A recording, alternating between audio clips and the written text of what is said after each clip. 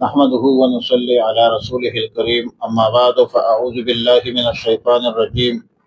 بسم الله الرحمن الرحيم إنا أرسلنا نوحا إلى قومه أن أنذر قومك من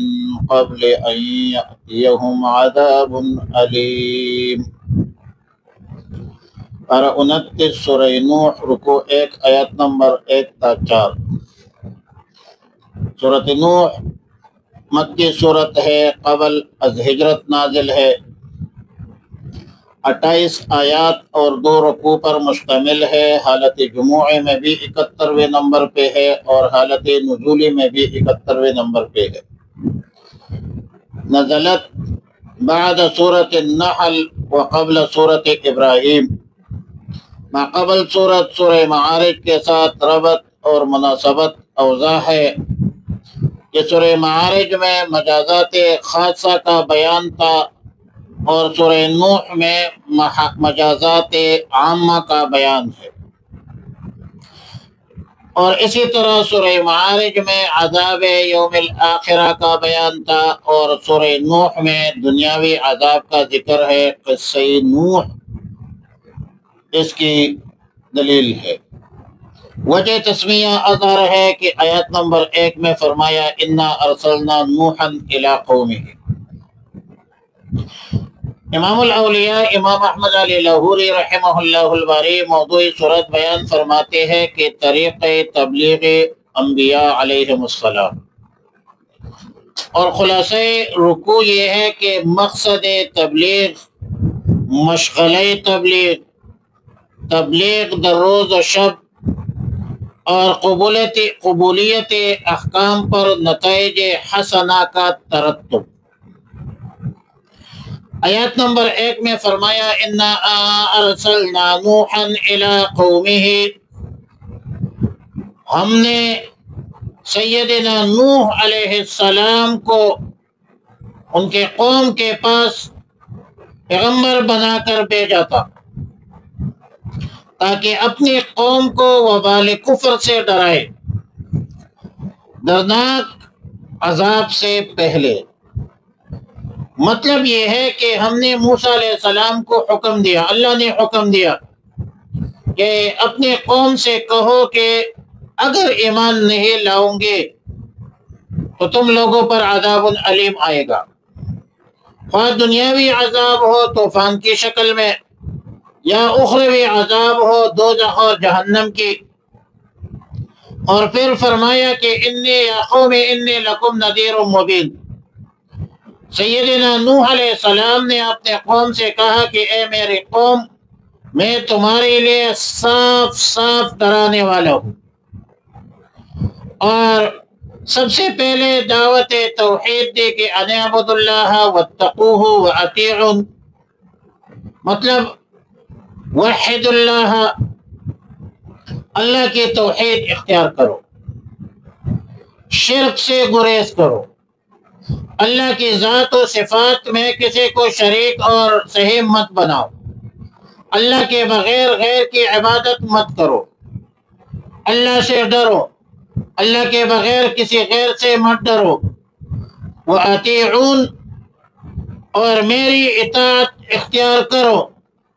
میرا کہنا مانو، یغفر لکم من ذنوبکم۔ من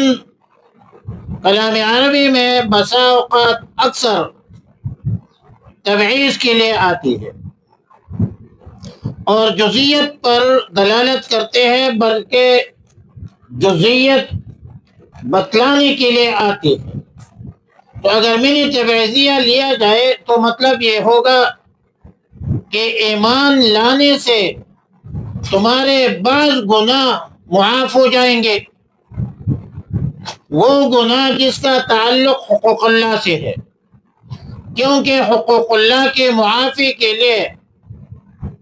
ایمان لانے کے بعد شرط یہ ہے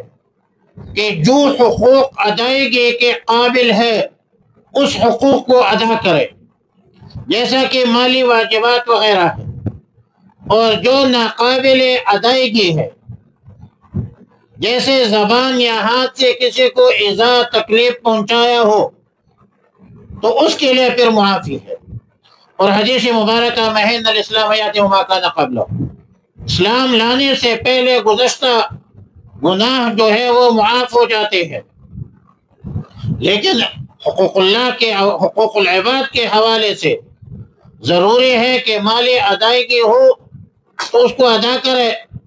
اور اگر بد اخلاقی بدتمیزی ہو، کسی کا عزت پیمال تارات کیا ہو، توہین کیا ہو، تو اس کے لیے معافی تلافی ہے۔ بعض مفسرین کے نزدیک حرف من زائد ہے،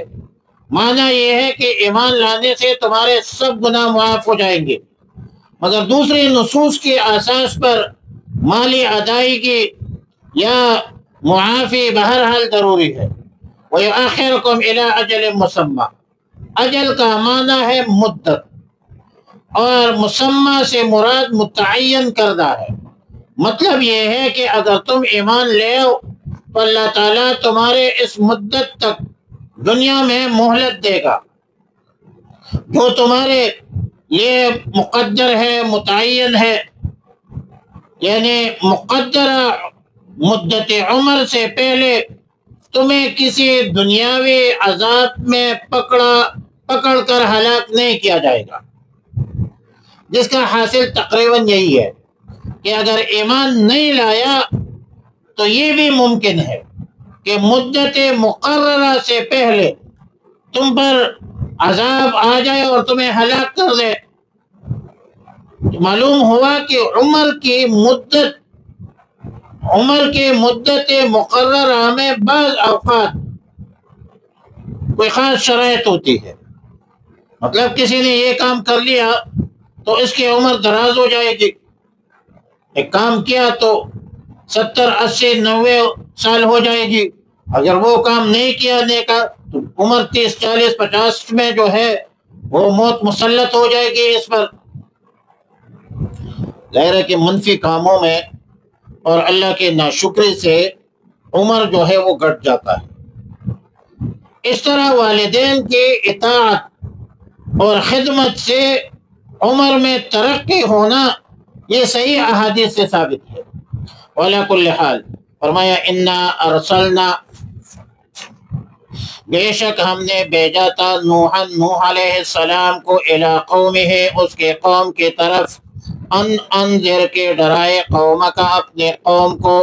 من قبل اس سے پہلے کہ ان یأتیہم عذاب علیم، کہ آئے ان پر عذاب دردناک۔ فرمایا قال یا قوم، حضرت نوح علیہ السلام نے فرمایا کہ اے میری قوم، انی لکم نذیر مبین،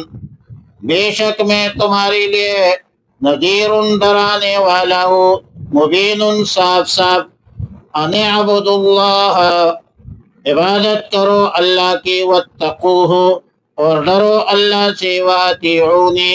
اور میرا کہنا مانو، یغفر لکم من ذنوبکم، وہ بخش دے گا تمہارے لیے، من ذنوبکم تمہارے بعض گناہ، ویؤخرکم اور مہلت دے گا تمہیں، الی اجل مسمی ایک وقت مقررہ تک، ان اجل اللہ، کل انشاءاللہ۔ اللہم ربنا تقبل منا انک انت السمیع العلیم وتب علینا یا مولانا انک انت التواب الرحیم، اللہم احسن عاقبتنا فی الامور کلها واجرنا من خزي الدنیا وعذاب الاخرہ، وصلی اللہ تعالی